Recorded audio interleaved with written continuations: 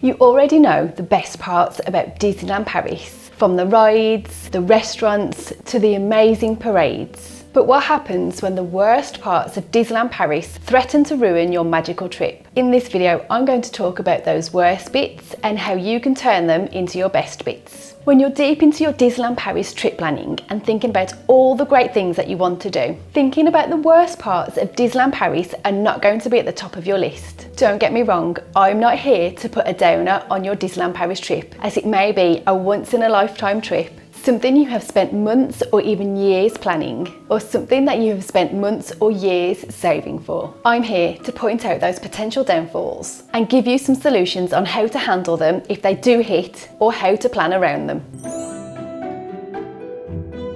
Navigating your way around the parks. Did you know that the main Disneyland Paris park is actually bigger than the Magic Kingdom park? So you don't want to feel overwhelmed while you're there. Whilst it's good to know that you're not going to be bored whilst you're there, as there is so much to do, you will start to ask yourself what you want to prioritise, where you're going to start in either of the two parks, and what time to start your day. The great thing is I have a recent video for first timers and top tips on what to do, or if you want to use the video as a refresher, and I also have videos on things to avoid in the park. I've got you covered in my playlist, so there's no need to feel like a deer stuck in the headlights.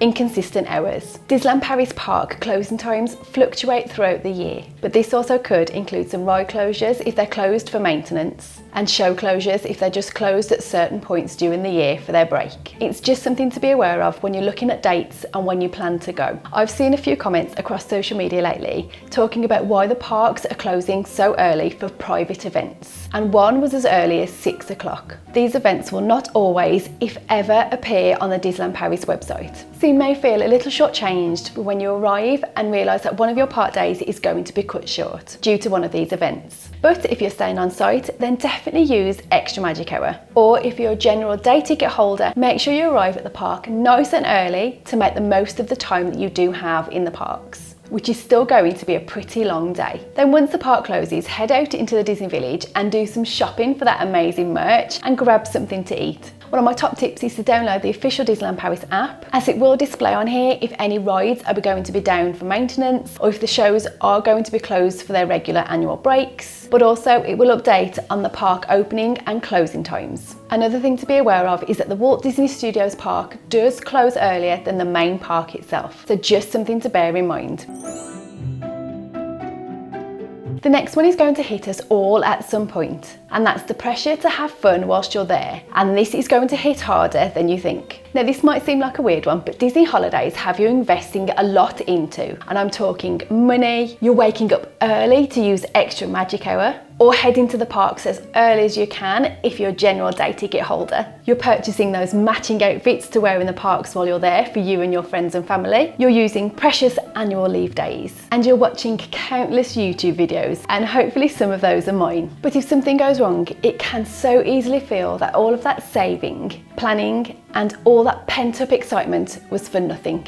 Now this is pressure that we're putting on ourselves to have the best day ever, and to make sure it's worth all of that time, money and effort you have put into planning this trip. Then there's the pressure from others who are not going on the trip with you, but you know are going to ask you if you had the best time whilst you're there. And then added to that, there's FOMO added on top. So here's the truth bomb. Some things probably will go wrong on your trip, and it may be totally out of your control, like the weather, but just know you will be fine. Sometimes these things can be things that you look back on fondly in years to come, like the time you spilled ice cream down a top that you had your eye on for ages in the Disney shops, or the time like we did when we ran back through the main park and all the way back to the Marvel Hotel in a huge thunderstorm and got completely soaked through to the bone. And then when we burst through the doors to the main reception, Dr. Strange was doing a random meet and greet in the hotel lobby, and we had an amazing interaction with him, and it's just something really lovely to look back on. You just have to be in the right frame of mind to accept that things will happen and just move on, otherwise it will ruin the trip for you and your group. Think about the bigger picture. Just one or possibly two hiccups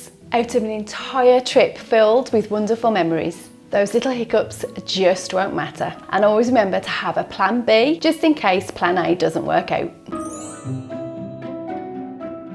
Meltdowns. Yes, they are going to happen, so brace yourself. It can be hot, you're hungry, the kids didn't sleep well last night, someone's feelings are getting hurt, the ride you've just waited an hour for breaks down and cast members don't know when it will reopen. So these are some of the factors that can add to mental breakdowns for both adults and kids alike. Arguments happen, tensions run high, and feelings get hurt. Suddenly, that lovely family day out feeling you had as you passed through the gates is long gone. If your child bursts into tears in the middle of the park because they didn't get something that they want, doesn't mean that they're spoiled. And if an adult snaps, it doesn't make them mean. It just means that some members of your group are overstimulated by things that are happening around them constantly. Some tips to try and avoid these from happening whilst you're travelling with kids is to try and stick to a regular routine. So if you are planning to stay up to watch Disney illuminations, then maybe plan a lie-in the next day to catch up on that sleep. And don't skip on eating your 3 meals a day, even if it's just a snack. Some of the snacks on offer at Disneyland Paris are huge, so could be classed as a meal. Don't let yourself get hangry.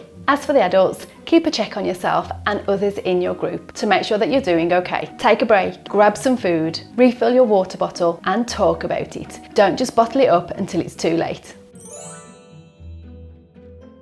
One of the worst things at Disneyland Paris can sometimes be other people. This probably does sound really harsh, but it's true. Other people at Disneyland Paris can have a huge impact on your trip. You may see some people being really rude to cast members, trying to cut in line for a ride that you're queuing for, or even sitting on your feet after you've waited an hour in your perfect spot on Main Street to watch the parade go by, just to squeeze in. The list goes on. So how do you deal with these people? Well, if they're making you feel a certain way, then you should know not to act like that person and make someone else feel uncomfortable. When interacting with cast members, just keep in mind that they do a lot for guests constantly on a daily basis. They need to be appreciated for all of their hard work because they are there to make the magic for you too. Also, don't get involved. Stay out of any escalating situations as you could make it worse. If you are worried about a particular guest, find your closest cast member and let them know. So just a little tip from me, and it's really small, but it's to just hand out some kindness. I received so many lovely comments from other guests and cast members and smiles from other people when I went earlier on in the year and Disney bounded to match my twins' princess dresses, and this honestly made me feel so good. So I did the same in return. If I saw someone wearing a really cute pair of Mickey ears or a cast member had done their makeup in a really beautiful way, I let them know, and it made me feel good to make someone else smile and know that I'd made them feel good too. It's just something small but can go a long way.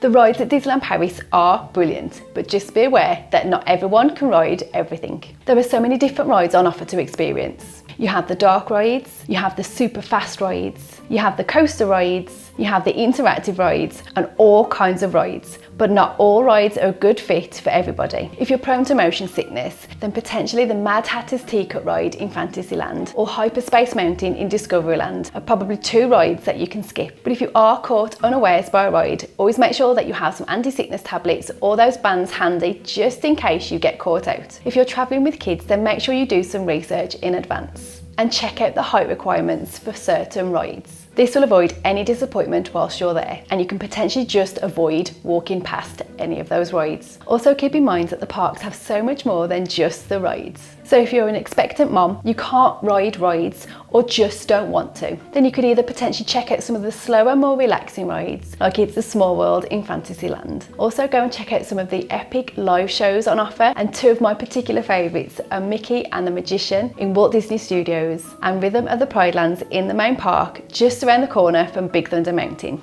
There's also all of the shops on property, and don't get me started on that merch. I would buy all of it if I could. And don't forget about the meet and greets. These are my favourite things to do in the parks, and sometimes stumbling across a rare character can be a really great thing. So don't forget to get a selfie with your favourite character, the autograph, and don't forget that hug. Disneyland Paris is an epic trip for all ages, and you will have a blast. But you can't go into such a major holiday without planning for the worst. Plan for them, and if they do hit, you will know what to do, and more importantly, how to move past them. What are some of the worst things that you plan for when you go to Disneyland Paris? Drop them in the comments below, as I'd love to know. If you did find this video useful, please go ahead and give it a big thumbs up, and please consider subscribing, and I'll see you again soon.